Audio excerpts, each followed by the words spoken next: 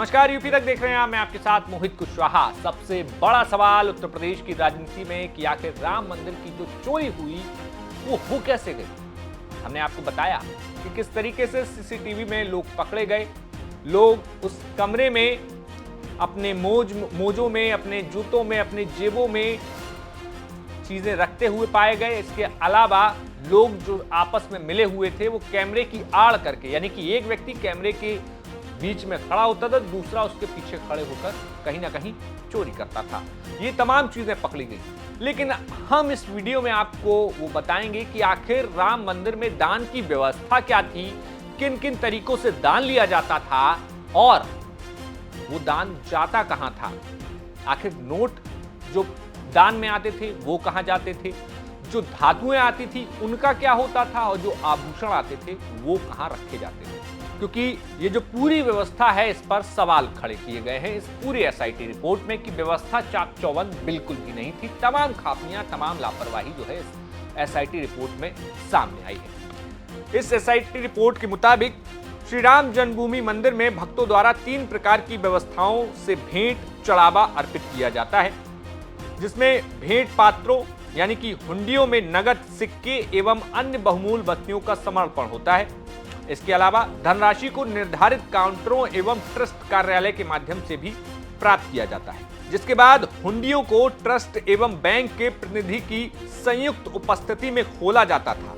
प्राप्त नकदी और अन्य वस्तुओं को बक्से में रखकर सील किया जाता था और उसके पश्चात उन्हें पीएफसी भवन स्थित गणना कक्ष में लाया जाता था। गणना कक्ष में नकदी का वर्गीकरण, गड्डीकरण और गणना की जाती थी, यानी कि अलग अलग नोटों को अलग अलग 50, 100, 500 के नोटों को अलग अलग किया जाता था। उनकी गड्डी बनाई जाती थी 100 के नोटों की और उन गड्डियों को गिना जाता था। जो बात सबसे शुरुआत में सामने आई थी कि गड्डियां 10 गड्डियों का एक बंडल बनता था और उन बंडलों में ही हेरफेर होती थी और कहा जाता है कि उस 10 गड्डियों की बजाय 12 गड्डियों या 11 गड्डियों के बंडल बनाए जाते थे। और आपको याद भी होगा, इस एसआईटी रिपोर्ट में भी है कि 4 जून को ये सबसे पहले जब चोरी पकड़ी गई, जब बाथरूम यानी कि जो ये गणना स्थल था उसके सबसे करीब जो बाथरूम था वहां पर 2,25,000 यानी कि करीब 2.25 लाख रुपए की नकदी मिली। सोचिए, एक व्यक्ति 2.25 लाख रुपए एक बार लेकर जा रहा था, जो कि वो बाथरूम में छोड़कर चला गया था। तो कितनी की चोरी हुई होगी। लेकिन आपको वापस बताते हैं कि क्या और सिस्टम था। गणना की जाती थी, गड्डियां बनाई जाती थी, वर्गीकरण, गड्डियां बनाना, फिर गणना। गणना के उपरांत धनराशि को ट्रस्ट के बैंक खाते में जमा कराया जाता था। इसी प्रक्रिया में यदि कोई बहुमूल्य वस्तुएं भी बक्सों से निकलती थी तो उनको गणना कक्ष में स्थापित हुंडी संख्या 12 में डाल दिया जाता था। हुंडी संख्या 12 को नियमित अंतराल में संयुक्त रूप से खोलकर एकत्रित बहुमूल्य वस्तुओं का वजन कर वस्तु के प्रकार और उसके वजन सहित अभिलेखीकरण किया जाता था। यानी कि जो तमाम हुंडियां जिनमें दान पात्र यानी कि जो आते थे उनमें से नोटों को अलग कर लेते थे और उसके बाद जो आभूषण होते थे उनको एक अलग हुंडी वहां पर थी गणना स्थल पर, उसमें डाल दिया जाता था, जिसमें कि तमाम आभूषण या जो श्रद्धालु अपने श्रद्धा से जो भी आभूषण, सोना, चांदी कुछ भी चढ़ाते थे वो अलग जाता था। इसके बाद नकदी परिवहन हेतु प्रयुक्त बक्सों का क्रमांकन एवं ट्रैकिंग की ऐसी कोई व्यवस्था नहीं थी यहाँ पर, जिससे ये सुनिश्चित किया जा सके कि किस दिन कौन सी हुंडी से कितने बक्से आए।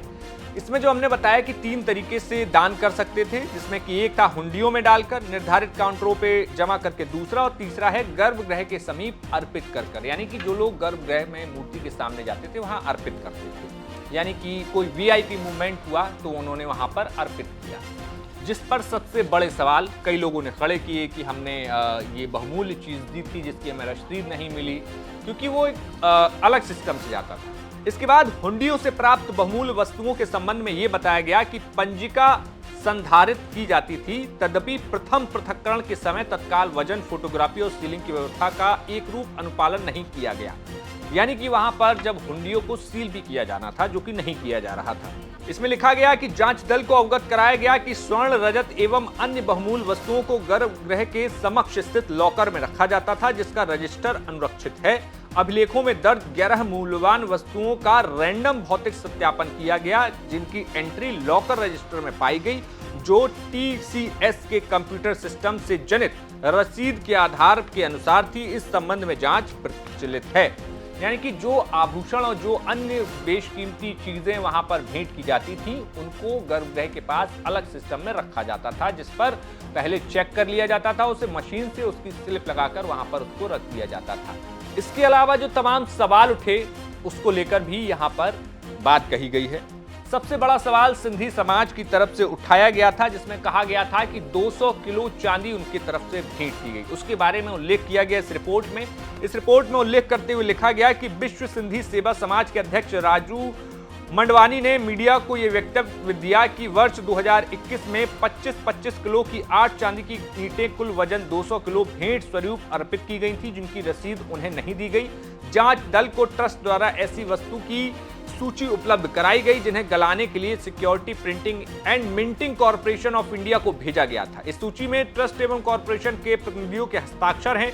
उक्त सूची के पृष्ठ संख्या 1 के क्रमांक 96 पर बक्सा संख्या 10 से 17 तक में चांदी की उक्त ईंटों का उल्लेख है, जिससे स्पष्ट है कि चांदी की उक्त ईंटें ट्रस्ट की अभिरक्षा में थीं, जिन्हें बाद में गलाया गया था। यानी कि सिंधी समाज की जो 200 किलो चांदी दान की गई थी, उसको इस SIT रिपोर्ट में बताया गया कि उसको गलाकर एक सुरक्षित जगह रखा गया है। तो ये वो व्यवस्था थी जहां पर 3 तरीके से दान लिया जाता था। उंडियों यानी कि दान पात्रों में, इसके अलावा काउंटर पर आप वहां पर जमा करते थे। इसके अलावा जो गर्भगृह के पास कुछ बेशकीमती वहां पर उपहार स्वरूप जो भेंट की जाती थी।